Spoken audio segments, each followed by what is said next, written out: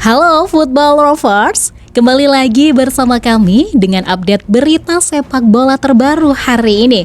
Sejumlah pertandingan seru, drama papan klasmen, momen emosional hingga kabar membanggakan dari sepak bola Indonesia akan kita bahas lengkap kali ini. Langsung saja kita masuk ke berita pertama. Barcelona menutup laga kandang terakhir musim ini dengan kemenangan meyakinkan 3-1 atas Real Betis di Camp Nou. Bintang kemenangan Blaugrana adalah Rafinha yang tampil gemilang lewat 2 gol penting. Tim asuhan Hansi Flick sebenarnya sudah memastikan gelar juara La Liga sejak pekan lalu. Namun mereka tetap tampil agresif demi memberikan kemenangan spesial di depan para pendukung sendiri. Barcelona membuka keunggulan pada menit ke-28 melalui tendangan bebas Rafinha yang gagal dihentikan kiper lawan. Memasuki babak kedua, winger asal Brasil itu kembali mencatatkan namanya di papan skor pada menit ke-62 setelah memanfaatkan kesalahan lini belakang Betis. Tim tamu sempat memperkecil ketertinggalan lewat penalti Isco, tetapi Barcelona langsung merespons. Joao Cancelo memastikan kemenangan 3-1 pada menit ke-74 lewat tembakan keras hasil kerjasama apik bersama Pedri. Hasil ini membuat Barcelona kokoh di puncak klasemen dengan 94 poin, sementara Real Betis tetap bertahan di posisi kelima. Beralih ke persaingan papan bawah Liga Spanyol, drama La Liga semakin memanas setelah Girona resmi masuk ke zona degradasi usai kalah tipis 0-1 dari Atletico Madrid. Gol sematawayang dicetak Ademola Lookman pada menit ke-21 setelah memanfaatkan umpan matang Antoine Griezmann. Girona sebenarnya sempat memberi tekanan, namun kokohnya pertahanan dan penampilan gemilang Jan Oblak membuat mereka gagal mencetak gol. Situasi makin buruk karena para pesaing di papan bawah justru sukses meraih kemenangan penting. Elche menang 1-0 atas Getafe. Sementara, Levante menundukkan RCD Mallorca dengan skor 2-0. Di laga lain, Deportivo Alaves juga membawa pulang 3 poin usai mengalahkan Real Oviedo 1-0. Hasil ini membuat Girona turun ke posisi 18 dengan 40 poin, terpaut 2 angka dari zona aman. Nasib mereka kini ditentukan pada pekan terakhir saat menghadapi Elche dalam laga hidup mati penentuan bertahan atau terdegradasi musim ini. Masih dari Spanyol, Real Madrid sukses membawa pulang 3 poin usai menang tipis 1-0 atas Sevilla FC pada pekan ke-37 La Liga di Stadion Sánchez Pizjuan. Satu-satunya gol kemenangan Los Blancos dicetak oleh Vinicius Junior yang kembali tampil menjadi pembeda di lini depan. Meski peluang juara Liga sudah tertutup musim ini, kemenangan tersebut tetap penting untuk menjaga kepercayaan diri tim jelang laga penutup musim. Pelatih Alvaro Arbeloa juga memberikan pujian besar kepada Vinicius dan Kylian Mbappe. Arbeloa menyebut keduanya sebagai 2 dari 5 pemain paling menentukan di dunia sepak bola saat ini. Real Madrid kini bersiap menjalani pertandingan kandang terakhir musim ini dengan kondisi beberapa pemain yang masih mengalami cedera ringan, termasuk Aurelien Tchouaméni dan Dean Huijsen. Meski begitu, Arbeloa menegaskan timnya tetap akan berjuang habis-habisan demi memberikan penampilan terbaik untuk para pendukung mereka. Kita lanjut ke Italia. Juventus harus menelan kekalahan menyakitkan 0-2 dari ACF Fiorentina pada pekan ke-37 Serie A di Allianz Stadion. Hasil ini membuat peluang Juventus lolos ke Liga Champions musim depan semakin terancam. Tim tamu membuka keunggulan pada menit ke-30 lewat gol Serndur setelah memanfaatkan kelengahan lini belakang tuan rumah. Juventus sebenarnya terus menekan sepanjang laga melalui Kenan Yildiz, Dusan Vlahovic, dan Francisco Conceição. Namun penampilan gemilang dari David De Gea di bawah Mister Fiorentina membuat semua peluang gagal berbuah gol. Situasi makin buruk setelah 2 gol Juventus dianulir wasit. Menjelang akhir pertandingan, Rolando Mandragora memastikan kemenangan Fiorentina lewat tendangan keras pada menit ke-85. Kekalahan ini membuat Juventus turun ke posisi ke-6 klasemen dengan 63 poin dan tertinggal dari AS Roma dalam perebutan tiket Liga Champions. Kini harapan tim asuhan Luciano Spalletti untuk finish di 4 besar tinggal bergantung pada hasil laga terakhir musim ini. Selanjutnya kita terbang ke Amerika Serikat. Inter Miami sukses meraih kemenangan perdana di markas baru mereka, New Stadium, usai menaklukkan Portland Timbers dengan skor 2-0 dalam lanjutan Major League Soccer.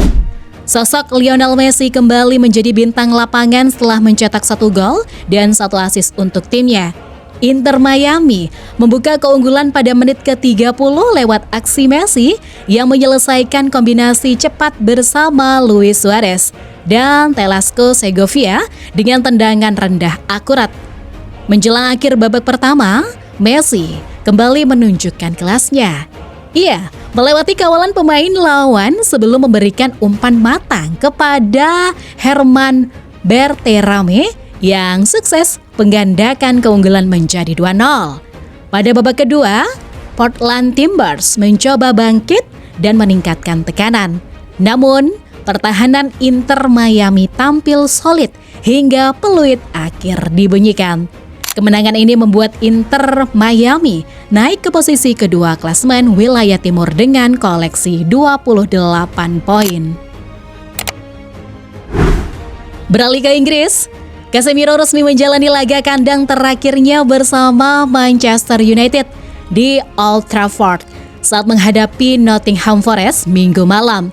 Setelah 4 tahun membela setan merah, gelandang asal Brasil itu dipastikan hengkang di akhir musim usai kontraknya berakhir. Suasana haru langsung terasa ketika Casemiro memberikan salam perpisahan kepada para supporter yang memenuhi stadion. Lewat media sosial, ia menyebut Manchester akan selalu menjadi rumah bagi dirinya dan keluarganya. Casemiro mengaku 4 tahun terakhir menjadi momen yang tak terlupakan karena penuh dukungan dan kenangan indah sejak hari pertama datang ke klub. Emosi sang pemain bahkan memuncak hingga ia membatalkan sesi konferensi pers karena tak mampu menahan tangis. Selama berseragam MU sejak 2022, Casemiro sukses mempersembahkan gelar Piala Liga 2023 dan Piala FA 2024. Pelatih Michael Carrick memberikan penghormatan tinggi atas kontribusi besar sang gelandang untuk tim. Masih seputar sepak bola Eropa, masa depan Jose Mourinho kini mulai menjadi sorotan setelah muncul laporan bahwa sang pelatih hanya memiliki waktu 10 hari untuk menentukan langkah karir berikutnya. Menurut jurnalis Spanyol Diego Plaza Casals dari La Sexta, batas waktu tersebut dimulai setelah Benfica resmi menutup musim kompetisi mereka. Dalam periode itu, klub peminat masih bisa mengaktifkan klausul pelepasan kontrak Mourinho agar kerjasama berakhir lebih cepat. Namun, jika tidak ada kesepakatan hingga tenggat berakhir, Mourinho dipastikan tetap melatih Benfica untuk 1 musim ke depan. Situasi ini semakin menarik karena sebelumnya, The Special One mengaku akan melakukan pembicaraan penting dengan Real Madrid pekan ini. Pertemuan tersebut diyakini menjadi penentu apakah Mourinho akan kembali ke Santiago Bernabéu atau melanjutkan proyeknya bersama Benfica di Portugal. Keputusan akhir diperkirakan akan diketahui dalam waktu kurang dari 2 pekan mendatang. Kini kita masuk ke kabar membanggakan dari Indonesia. Calvin Verdong resmi mencatat sejarah sebagai pemain pertama tim nasional sepak bola Indonesia yang akan tampil di UEFA Champions League musim depan. Kepastian itu didapat setelah LOSC Lille sukses mengamankan posisi ketiga klasemen akhir Liga Prancis musim 2025-2026 dengan koleksi 61 poin. Lille unggul tipis 1 angka dari Olympique Lyon sehingga berhak lolos langsung ke fase utama Liga Champions 2026-2027. Pencapaian ini menjadi langkah besar bagi Verdon sekaligus kebanggaan untuk sepak bola Indonesia. Musim lalu, Lille hanya mampu finish di posisi kelima dan tampil di Liga Eropa. Namun, kini mereka berhasil kembali bersaing di level tertinggi Eropa. Kehadiran Verdon di Liga Champions juga menjadi harapan baru bagi timnas Indonesia agar semakin diperhitungkan di kancah internasional. Dukungan publik tanah air kini tertuju kepada sang bek yang siap membawa nama Indonesia bersinar di panggung sepak bola Eropa. Dan berita terakhir datang dari tanah air. Kerusuhan terjadi usai laga PSM Makassar melawan Persib Bandung di Stadion Gelora B.J. Habibie, Parepare. Pertandingan lanjutan dari Liga 1 Indonesia itu berakhir dengan kemenangan Persib Bandung 2-1. Namun, suasana memanas sesaat setelah peluit akhir dibunyikan. Ribuan supporter tuan rumah langsung turun ke lapangan sebagai bentuk kekecewaan atas hasil yang diraih tim mereka. Sejumlah penonton terlihat menyalakan flare, kembang api, hingga melempar petasan ke area sekitar bangku cadangan.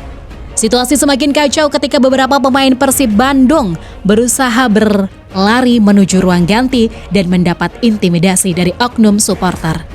Selain meluapkan kemarahan kepada tim tamu, massa juga membentangkan spanduk berisi kritik keras terhadap manajemen PSM Makassar. Petugas keamanan sempat memberikan peringatan melalui pengeras suara. Namun, kondisi baru bisa dikendalikan setelah aparat keamanan turun langsung mengamankan area stadion dan mengevakuasi para pemain. Itulah rangkuman berita sepak bola terbaru hari ini. Jangan lupa dukung channel ini dengan subscribe, nyalakan lonceng notifikasi, dan bagikan video ini kepada teman-teman pecinta sepak bola lainnya.